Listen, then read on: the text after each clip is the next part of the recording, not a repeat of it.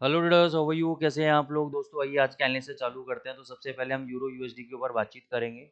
जैसा कि हम काफ़ी दिनों से एक ही चीज़ बोल रहे थे कि भाई 1660 और 1665 जो है ये आपके लिए एक बाइंग का जोन है, और 1600 आपका स्टॉप लॉस रहेगा और टारगेट आपके ऊपर तक के रहेंगे। तो कल फ्राइडे वाले दिन जब नॉन फार्म पेरोल डेटा आया तो 1750 के लेवल तक इसने टच किया, बहुत बढ़िया ब्रेकआउट दिया। लेकिन 1750 पे देखो ज़्यादा देर सस्टेन नहीं कर पाया और वापस ही नीचे की तरफ आ गया। इसका कारण क्या है? इसका कारण है डॉलर इंडेक्स। तो मैं डॉलर इंडेक्स के चार्ट पे भी 2 मिनट के लिए आपको लेके चलता हूँ। अब देखो डॉलर इंडेक्स, क्योंकि non farm payroll data negative आया, नीचे गिरा, रिकवरी भी बहुत अच्छी दे दी। क्यों दी रिकवरी अच्छी? क्योंकि एक चीज़ तो कंफर्म है कि भैया मार्केट के अंदर सितंबर के अंदर इंटरेस्ट रेट रिड्यूस होगा। अब आपका इस हफ्ते में पीपीआई डेटा और सीपीआई डेटा है। तो अगर सीपीआई डेटा इंक्रीज होकर आता है तो there is an higher chances कि केवल 25 बेसिस पॉइंट ही रिड्यूस होगा। और अगर ये लोअर रिड्यूस होकर आता है तो there is an higher chances कि 50 बेसिस पॉइंट तक रिड्यूस हो सकता है। तो अगर सीपीआई डेटा रिड्यूस होकर आएगा तो 50 बेसिस तक अगर रिड्यूस हुआ, इसके चांसेस बढ़े, तो डॉलर बहुत अच्छा गिरेगा, बहुत शानदार तरीके से गिरेगा।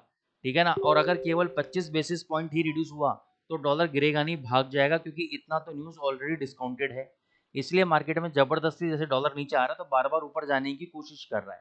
तो ये आप ये समझो कि नीचे के लेवल पे इसको सपोर्ट मिल रहा है। मैक्सिमम ये गिरेगा तो कहाँ तक गिर सकता है वो मैं आपको बता सकता हूँ, अगर बहुत ज़्यादा प्रेशर आया तो। अगर ये वाला लेवल टूटा तो 96.40 का, तो ये कहाँ तक जा सकता है वो मैं आपको दिखा सकता हूँ। 94.70 या 94.50 राउंड फिगर में अगर मैं बात करूं तो ये वाला 94.50 या 70 तक मान लो। अगर ये वाला लेवल टूटा तो गिरेगा, अदरवाइज ये नहीं गिरेगा। ये यहाँ पे बार बार जो ऊपर जाके कोशिश कर रहा है ना, ये बेस फॉर्मेशन बना रहे हैं। देखो यहाँ पे ये वाला लेवल नहीं ब्रेक हुआ, ये वाला लेवल ब्रेक हुआ लेकिन ऊपर आ गया, तो ये वाला लेवल सस्टेन कर रहा है। इसका मतलब क्या है कि सेलिंग प्रेशर इसमें है लेकिन ज़्यादा बाइंग प्रेशर है। ठीक है ना? लेकिन बाइंग प्रेशर के लिए फंडामेंटली अभी उसको सपोर्ट नहीं कर रहे हैं, इसलिए ये पिटा हुआ है। जिस दिन फंडामेंटली थोड़े से इंप्रूव हो गए या ट्रम्प सामने डंडा करना बंद कर दिया, या एक बार मैं कह रहा हूँ सितंबर मंथ के अंदर इंटरेस्ट रेट जो रिड्यूस करना है कर दिया, ट्रम्प से आपको तसल्ली मिल गई, ये भगेगा। ठीक है? और ये सब गिरेंगे। लेकिन अभी यूरो यूएसडी के बारे में मैं बताऊं, अगर ये सिचुएशन ज़्यादा खराब हुई डॉलर के लिए तो यूरो यूएसडी के लिए सिटी बैंक वालों ने टारगेट दे रखा है 2000 तक का, 1.200 दिसंबर तक। तो मेरे को नहीं पता कितना सही कितना गलत, लेकिन एक चीज़ पता है कि आज जब तक 1600 का लेवल ब्रेक नहीं होगा ये तेजी में ही है। तो फिर मैं बोल रहा हूँ कि 1660 के अगर आसपास आ जाए, 70 के आसपास आ जाए, तो आप बाई ट्रेड लो। 1600 का एसएल दो, टारगेट ऊपर के रहेंगे आपके। सेम जीबीपी यूएसडी 3400 का हम काफ़ी टाइम से बोल रहे हैं कि भैया हमारा एक स्ट्रॉन्ग सपोर्ट लेवल है।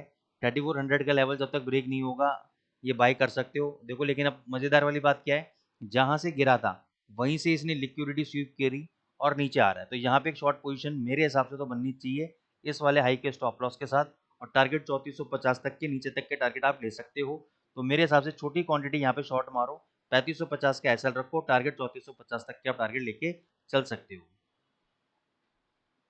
गोल्ड पे आ जाते हैं।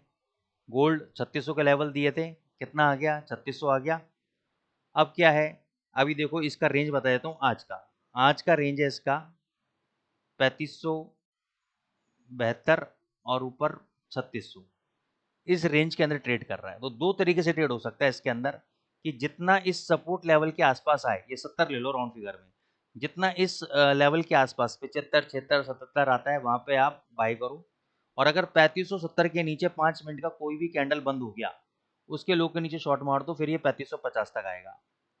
वैसे ही 3600 के आसपास जितना नज़दीक, जैसे 3588, 3592, 93, 95, यहाँ पे आप शॉर्ट पोजीशन लो, 3600 का एसएल रखो। अगर 3600 के ऊपर 5 मिनट का कोई भी कैंडल बंद हो गया, उसके हाई के ऊपर बाय चल देगा, फिर ये 3620-25 तक जाएगा। Getting the point? ये गोल्ड की रणनीति है। जब तक ये दोनों रेंज ऊपर या नीचे ब्रेकआउट नहीं करता है तब तक आप साइडवेज रेंज प्ले आउट करो, buy at support, sell at resistance. BTC पे आ जाते हैं। थैंक यू गाइज, आप लोग लाइक कर रहे हैं, चैनल को सब्सक्राइब कर रहे हैं और लोग कमेंट भी कर रहे हैं, उन सभी उनको खास तहे दिल से शुक्रिया। बीटीसी मेरे लिए वीक है, थोड़ा सा ऊपर आ जाता 16 तक तो बहुत अच्छा, हम इसमें शॉर्ट मारते। लेकिन अभी जिन लोगों ने कुछ नहीं किया उनके लिए कुछ भी करने को नहीं है, कुछ भी मत करो। एक 16 है तभी शॉर्ट मारना, एक 18 16 उससे पहले कोई भी ट्रेड नहीं लेना है। अगर लेना है तो 1.20 तक का एसएल है, फिर ये ध्यान रख लेना। जैसे आपने अभी शॉर्ट किया, आपने कहा सर मेरे पास कैपिटल है, मैं 1.18 पे और शॉर्ट कर लूंगा, 1.16 पे और शॉर्ट पोजीशन बना लूंगा, एवरेज कर लूंगा। 1.20 का एसएल रखना, टारगेट 92,000 तक के टारगेट है हमारे। ठीक है, अभी शॉर्ट टर्म के अंदर और कुछ नहीं है इसके अंदर फिलहाल। तो आई होप दोस्तों आपको हमारा एनालिसिस अच्छा लग रहा है। चैनल को लाइक करें, सब्सक्राइब करें। Thank you so much.